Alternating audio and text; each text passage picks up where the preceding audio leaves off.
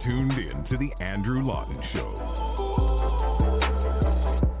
As we've reported at True North, in the city of Calgary, there is a bylaw that is now facing a legal challenge. It's a bylaw that establishes a so-called buffer zone between protesters and some events. Let's be real, it's not in the bylaw, but this came about as a direct response to protests of drag story times. And it's a bylaw that restricts your ability to protest any event that effectively the government, the municipal government, deems to be protected. It's not allowing you to protest with, if they believe you are engaging in, quote, hateful messaging. We fast forward to another story out of Waterloo, Ontario, where there's a proposal, not yet a bylaw, but a proposal to ban communication that makes people, quote, feel harassed, unquote. That's literally from the text of the report, quote, that makes them feel harassed. There's a great story up at True North from my colleague Cosmin Georgia that I would encourage you to take a look at. But to go back to the Calgary bylaw, it's being challenged by the Canadian Constitution Foundation. Joanna Baron joins me now, the executive director over there, and also one of the co-authors of a great new book about the COVID era policy, which I will certainly have her and her co-author, Christine Van Gyn, on to talk about. But all that aside, it's good to talk to you, Joanna. Thanks for coming on. Great to be here with you, Andrew. So let's talk about the subtext of this bylaw here, because they're not just going after protest in general. You know, from the context and the wording, they're going after a very particular type of protest, and they're really targeting it to a very particular type of viewpoint, I would say. Well, yes, although it's not as narrow as you would think. You're certainly correct that this came out as a response to protests around Drag Queen Story Hour. However, the text of the bylaw says bans protests on issues relating to gender, national identity, a whole category that could apply to many things. So my colleague Christine pointed out that if you wanted to have a protest about against female genital mutilation, since that is understood to be a cultural and religious practice, that would be caught under the bylaw. And so it's actually a sort of wide swath of categories. Even, protesting against climate change would be caught by the bylaw. And so it's a whole category of things. But as you say, the important part to remember is that this is sort of demarcating different types of protests that Calgary City Council are saying are permissible and not permissible, whereas the Supreme Court of Canada has been very clear that the guarantee of freedom of expression is content neutral. The state doesn't get to say what I can demonstrate and protest about. Well, and on that note, I would also point out here that political speech is the most protected, basically. It's deemed the most important. It's, free speech isn't just your right to say, I prefer milk to cream in my coffee or something like that. And that's where, the things that need the most protection are the things that are the most prone to being censored or to be reined in. Yeah, absolutely.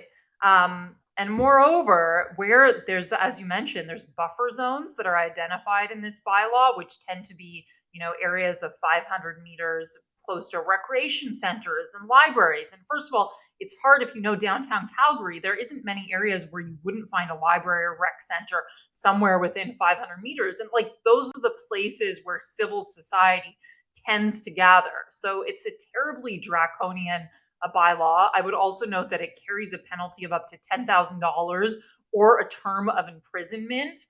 So actually one of the arguments that the Canadian Constitution Foundation that we're making is that this is in substance a criminal law, which city councils is a matter of federal jurisdiction.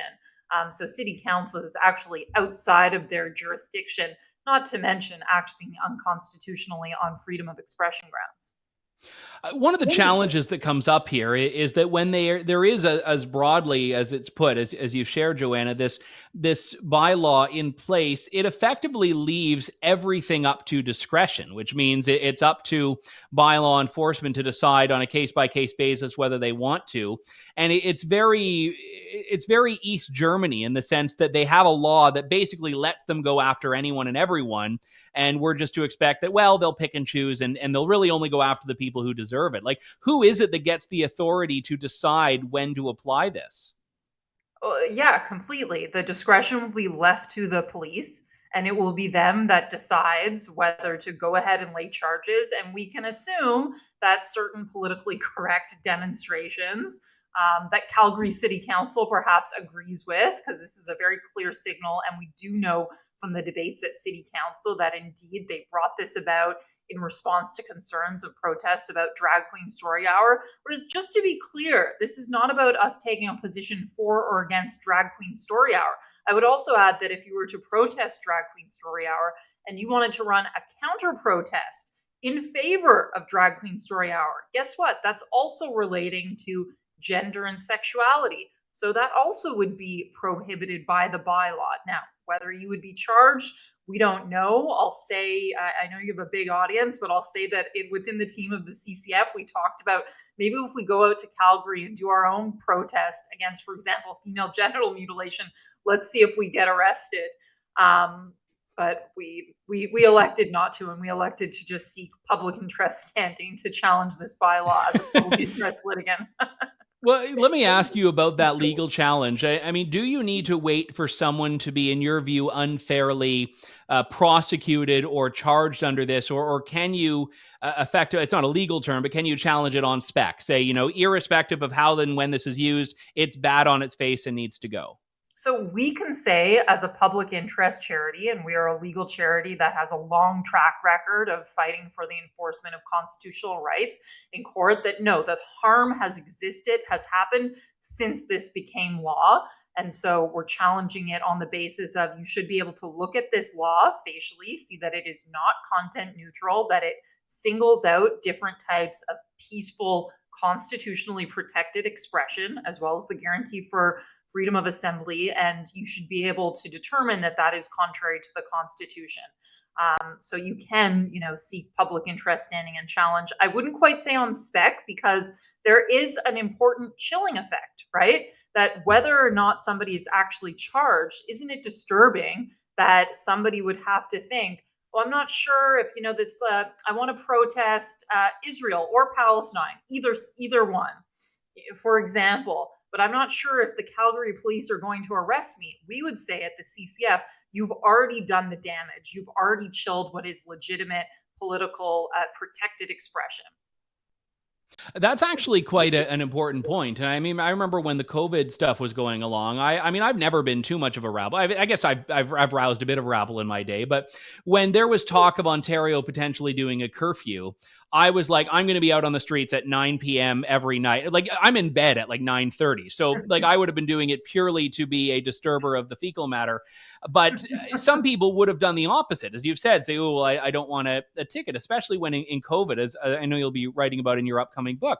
Some of the fines were so steep. A lot of people that, just might have been tempted to do something would say, I don't want to risk the penalty. And I can see that exact thing happening here. Someone who says, well, I'm all for protesting, but I don't want to break the law. I don't want to deal with that. Yeah, exactly. It just like, people said to us that they didn't want to donate to the CCF after the Freedom Convoy, because even though they were pretty sure it was okay, who wants to risk having their bank accounts frozen? And we talk a lot more about that in Pandemic Panic, which is available for pre-order on Amazon now.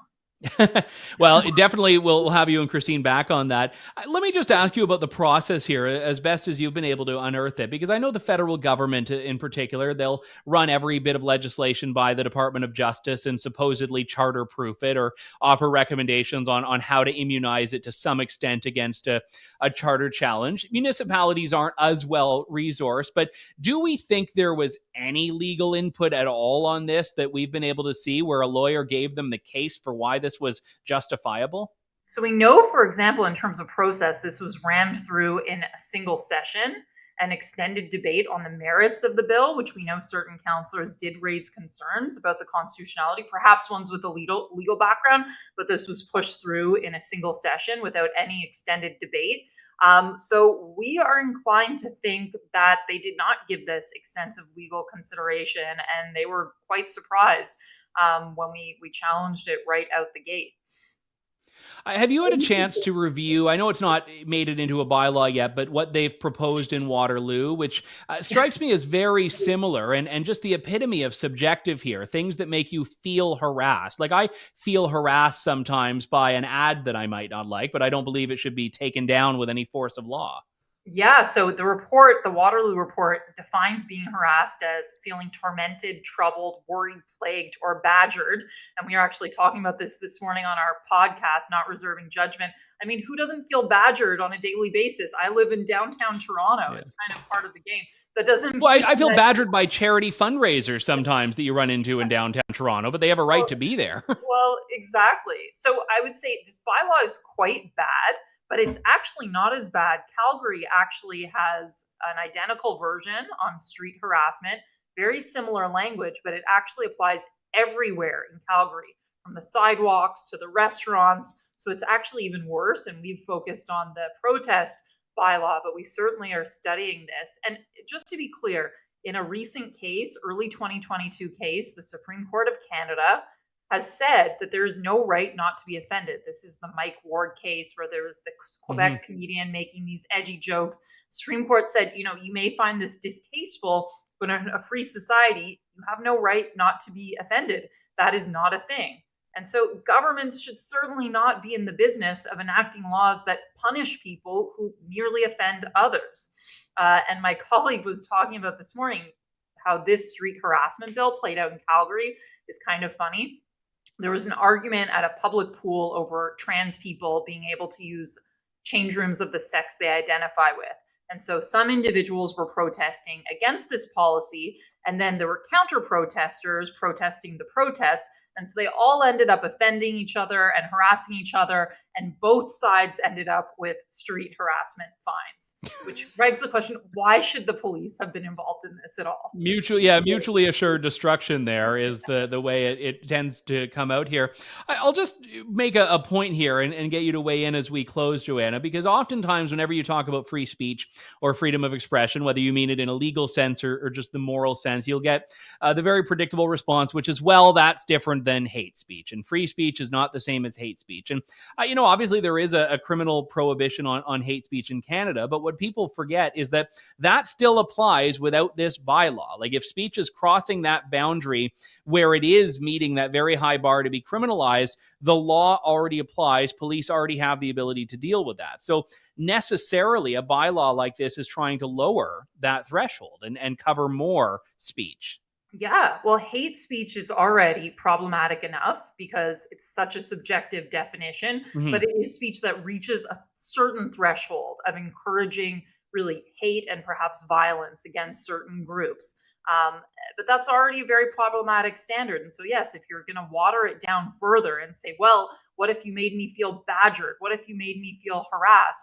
You're just like bringing in more and more barriers to free expression, which I totally agree with what you said at the outset. This is how free expression is how we work things out in a free society. If we can't work things out through conversation, we have to work things out through fists. And that doesn't seem like a particularly acceptable solution. Now, is it October 31st your book comes out, right? Yes. All right. Nice way to scare yourself on Halloween by reading about the dismal state of civil liberties in Canada. It is called Pandemic Panic. It is written by Joanna Baron and Christine Van Geyn, and I believe I am cited in it, if I'm not mistaken. So you are mentioned many times. Well, that's rarely good, but I appreciate it very much. And I did have a chance to review an advanced copy, and it's a wonderful read. So people should definitely check that out. Joanna, thank you so much for coming on. Thanks, Andrew. Thanks for listening to The Andrew Lawton Show. Support the program by donating to True North at www.tnc.news.